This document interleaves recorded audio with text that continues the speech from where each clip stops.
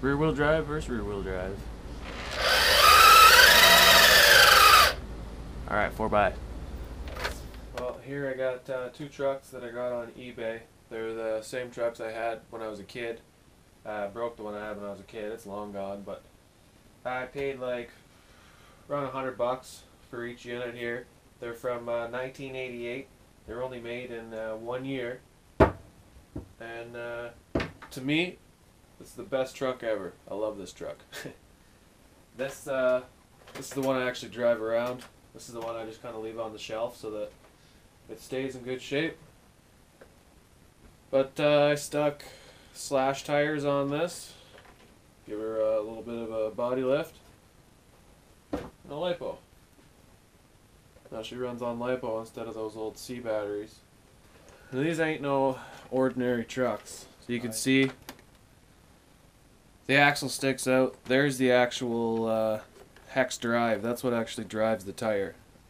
So I took a piece of Traxxas axle and took the CV joint out, and I used the two ears, and I dremeled two holes beside the actual hole in the rim so that I could fit these down in, and then I cut this to length, and I used a Dremel, and I kind of this is a little bit tighter than the hex on the truck, so I dremeled this up to fit the hex, push this over that hex I just showed you, drill out the inside of that Traxxas axle to fit over this shaft, and then I can just push it over,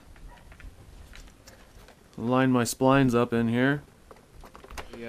There's no threads on this shaft here. I gotta heat this back up and press it back over the shaft.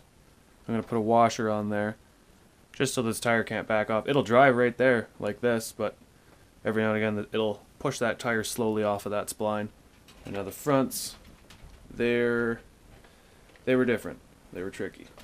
This is the front tire. You can see it has that hex in there. So there's the hex, and it would hold the tire on from the outside. Everything was just pressed on. There's no actual threads.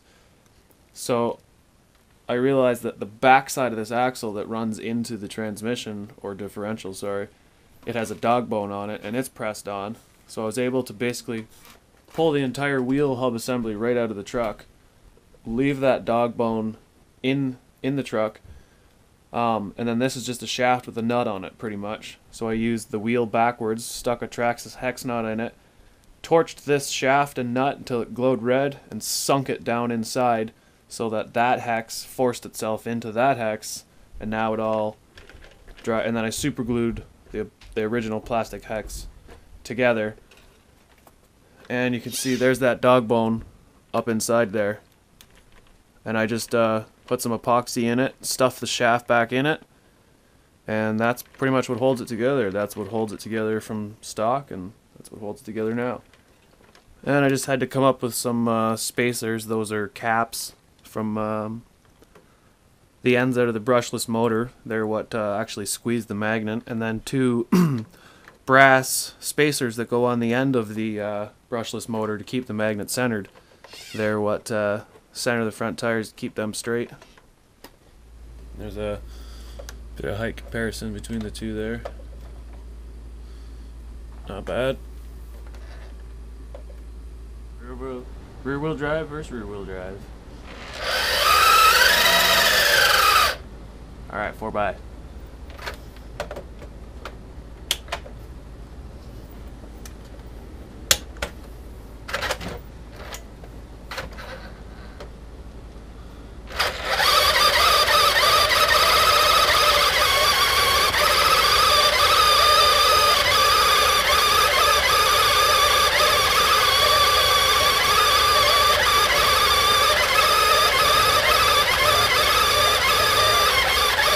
I can't believe the stock truck is actually holding back the LiPo truck.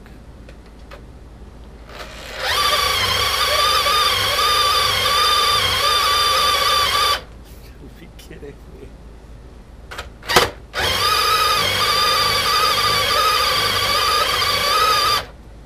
How? How is this happening?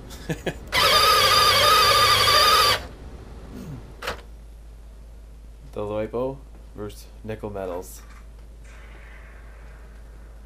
And it runs on the same remote. They're both 27 megahertz. In low and 4x4. Huge difference. Alright, high gear.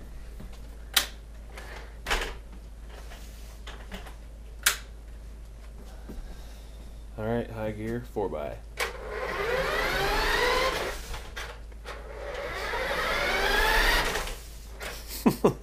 Alright, my makeshift course here. Test these out. Oh, a little tippy.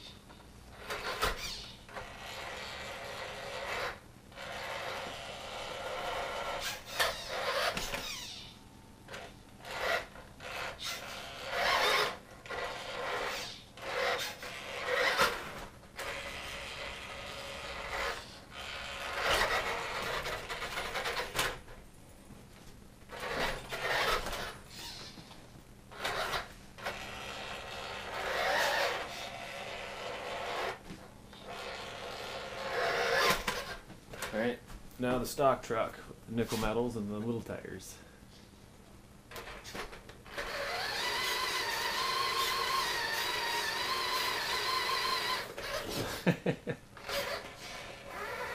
Oh, the bumper's in the way.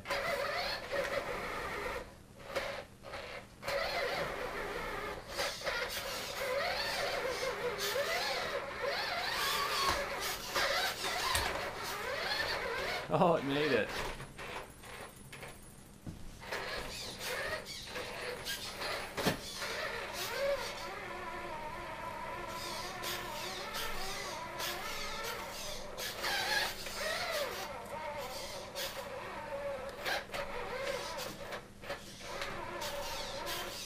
She's just getting all hung up.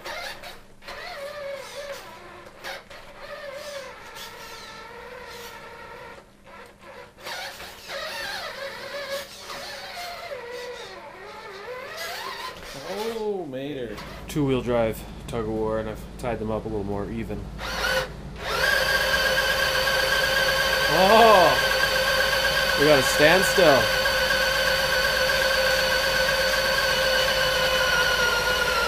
And a winner. Alright, back in 4x4 with the battery weight. We got a winner. I hope you guys enjoy these trucks as much as I do. I know they're old, from 1988, and I got lots of new stuff, but I don't know, I'm still fond of these old trucks. Nikko Radio Shack Super 4x4. Best truck ever, right here, folks.